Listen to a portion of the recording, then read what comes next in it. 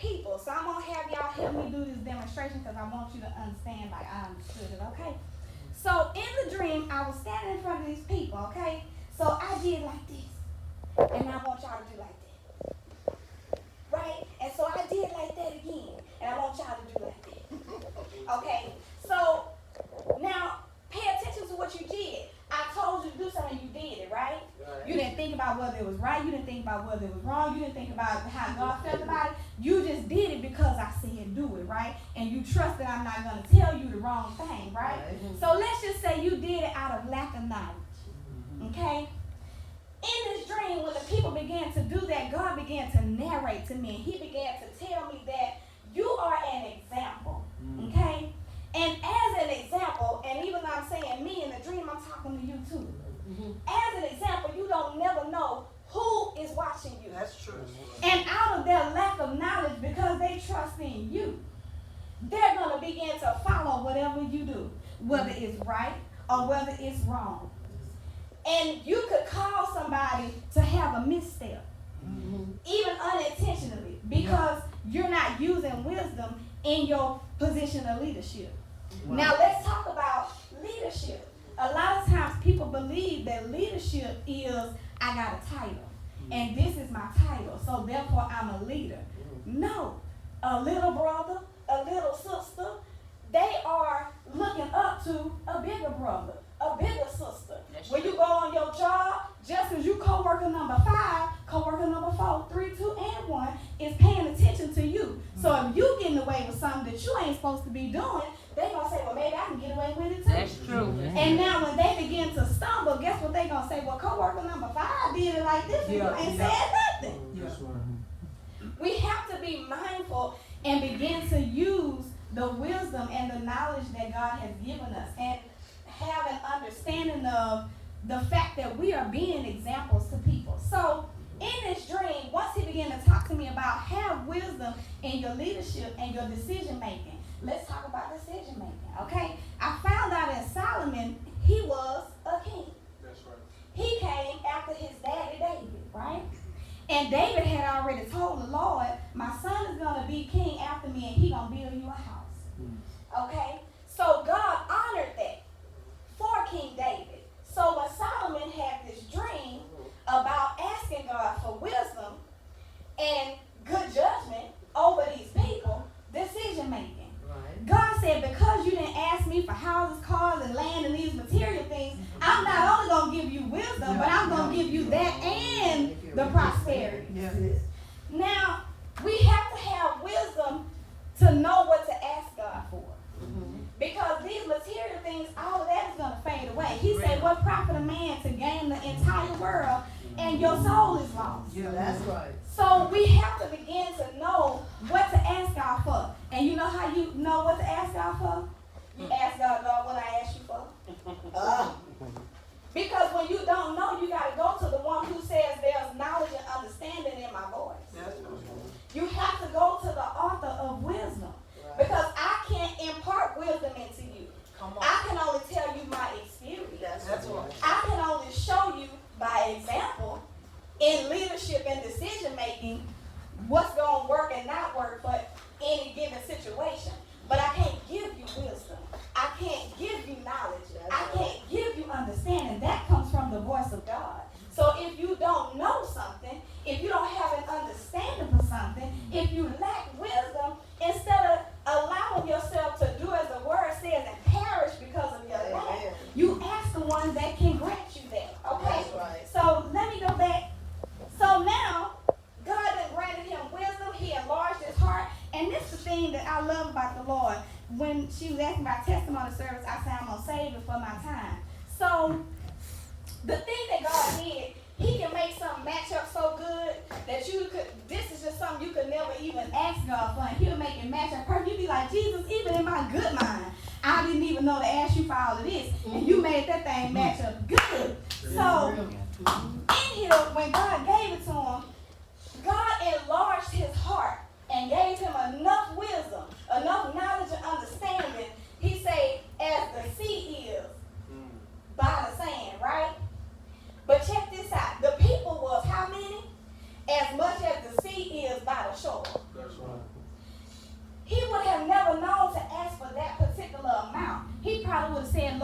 enough for the multitude. And the multitude could have been just that part right there. And he would have missed that part over there. But because he asked God for the right thing, God gave him the correct amount of what he needed for what he was going to be leading and making decisions for. Okay, so testimony. At church last week, Prophetess over here, I love my cousin. She been opening up stuff. So she had troubled the waters, right? Right. And she had said, we need $50 more. So before she finished her sentence, I promise y'all, I was about to say, hey, give my money that I make there. You just gonna put it in the pot. Amen. Hallelujah. Right? Because I ain't want to miss Jesus. But she didn't even pause. She just kept going. I'm gonna give my $20 to somebody else. And I said, man, Lord, she done jumped in the water before I did. Then I thought about that story in the Bible where the man that was sitting there, when the angel would come and trouble the water, he said, Lord, every time I get ready to go, somebody get in the water for me. So, go get in the water. It's still trouble. Go get in the water. No matter if you first, second, third, the water is still troubling for you. Go get in. So, I was going to leave and I wasn't going to get in the water. Because I was like, well, Lord, they already did what they need to do. I guess I just missed this time. I got my right here and the Lord said, no, you didn't. So I turned around and I was standing right here and let me show you how the Lord worked that thing out. As I came up, cousin saying, cousin, can you show Apostle how to work the cash app? Because he don't know. Like if somebody trying to send him money, I said, thank you, Jesus, because I'm trying to send him something right now. So this how you do it. And I stood there and I sold, right? And then I paid my little tithes off my money that I made, right? Because I don't care if I get 10 cents. I'm paying a penny. Amen. So I was standing there and I was doing that. And I had just moved to my new place. Hallelujah, thank Jesus, right? And so I had been talking to the Lord, and I said, now, Lord, you did bless me with this place, Jesus. And I ain't saying that you was telling me no story, because your word said that you can't lie, and they going to come back, Lord, and I know what you showed me about this place. So we here now, Lord. So now I need you to make provision, because I done paid people all my money, and I don't got no more. I had, went a little shopping and stuff. Lord Jesus, I put you get some new place and stuff, and you want to put your stuff in there, buy you nice skirts and stuff. So Lord, we ain't got no more man. So I need you to work this thing out. So the lady, I had just talked to her that week before that Sunday when Waters had got trouble. So the lady had told me that I was gonna have to pay a rent amount, but I had like $100 credit or something. So that was still gonna be $500 that we didn't have no hundreds, none of them. So I sold and I was obedient and I controlled the water, right? And I put my toe in. Bam, that's all I got, Lord, but I got in there, thank Jesus. That next day I called the office to see what was my bill so I know what to pray to the Lord for, right? Right. So I called the lady and I know she gonna tell me, well, it's this plus this and this, and I already prepared my mind. All right, Lord, whatever she say, I'm gonna just bring it up there because you paid it out. That's what you said, ain't it, Lord? So I called the lady and the lady say, oh no, ma'am. You're rent free for the month of March. Listen, y'all, I said, man, you sure you got the right apartment and all? And she said, yeah, because we already talked to people, and you get paid on this day, don't you? I said, yeah. She said, yeah. She said, yo, you free for this month, and you got a credit, so you ain't got to worry about the utilities. That's already covered. I said, now, Jesus, come on. Now, what if I had been so busy, like Mother says, to hear God when he said, no, go back? Right. What if I had been so in my flesh saying, well, Lord, she stepped in the water before I could have got there, and then everybody else jumped in first. I'm way over here. Listen, y'all, this is a situation trying to get from over there, because I got, big girl parts and stuff, and I be trying to squeeze through them little parts over there. So it was really like the man at the gate, Lord, every time I try to get to the water, they get there before I do. But guess what? It's water. It's enough for everybody. Oh, yeah. All right. So now, God done granted him this wisdom in judgment and decision making. So here come the test. These two women come with this baby. And the baby, they trying to figure out who baby it is. One lying, one telling the truth. Okay. And don't nobody know because they wasn't there at conception. Right. So don't nobody know what's going on. But this Right. is God testing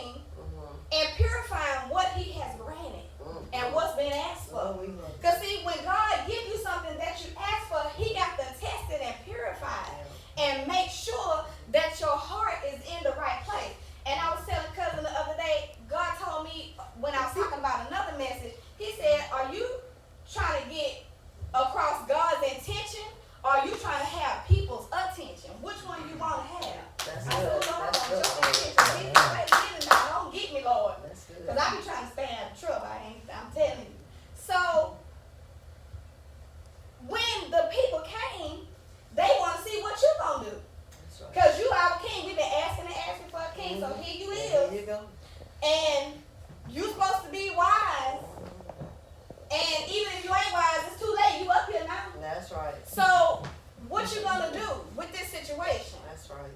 Now, and I ain't never seen this kind of situation here talked about in the Bible before or after. So that means this was one of a kind. See, God will bring you unique situations that ain't never happened before, and He wants you to work out your own soul salvation for what you asked Him for. And He just say, open your mouth, I'll talk. That's right. So the women began to tell their story, and God put all the answers right in this heart. Thank you.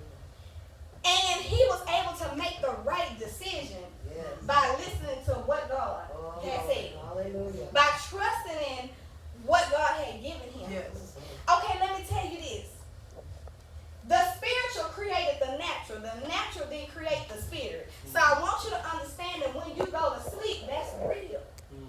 That is real, just like skin on our hip. That's real. That's not fake. That's not something that, oh, I dreamed I was eating some fruit and then another fruit appeared. That was a crazy dream. I was like, no. That means prosperity, being fruitful, multiplying. You have to understand that when your mind opens up, because see, when you sleep, God got full control. And so does the enemy. Whatever you done put in your gates, your ears, your eyes, sometimes what you done ate, who you done been around, all of that begins to wake up because your flesh is asleep. And now your spirit is taking over, roaming, doing whatever it's going to do. So when you are asleep, you have to pay attention to what you're dreaming. At first, when I used to dream, I just used to be in the dream and stuff would be going on and I ain't doing nothing because I didn't know that this was real and that it affected my natural. Until I kept seeing a pattern that when I wake up in my natural life, man, I dreamed about that and this crazy over here happening. Or I dreamed I was fighting some demons and then this crazy situation happened. I ain't do nothing. And I would realize that just like I ain't do nothing in the dream, I ain't do nothing in the natural, but it just be getting me and I be trying to figure out, Lord, how I'm going to get out this situation.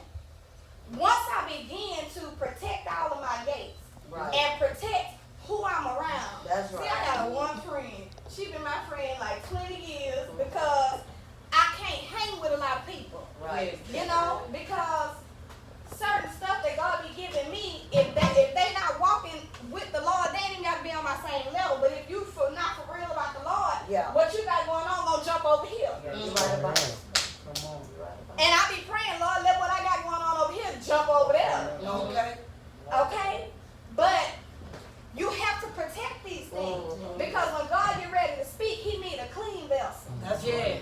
He needs something He can work with. Okay, I'm going for.